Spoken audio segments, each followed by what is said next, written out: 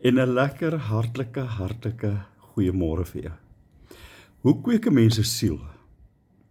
Richard Foster skryf die volgende, luister gou hierso. Dis vir my baie mooi. Hy sê: Gees van die lewende God, wees die tuinier van my siel.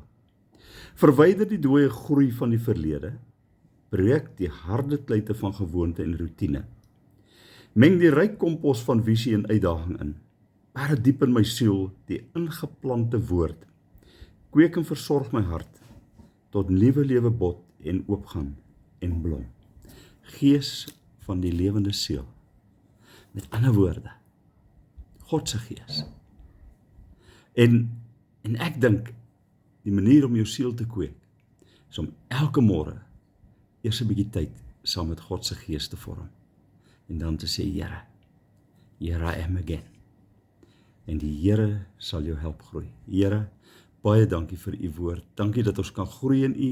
Dankie dat ons aanhoudend kan vrug dra in Christus Jesus. Amen. Jy moet 'n baie lekker dag hê. Bye bye.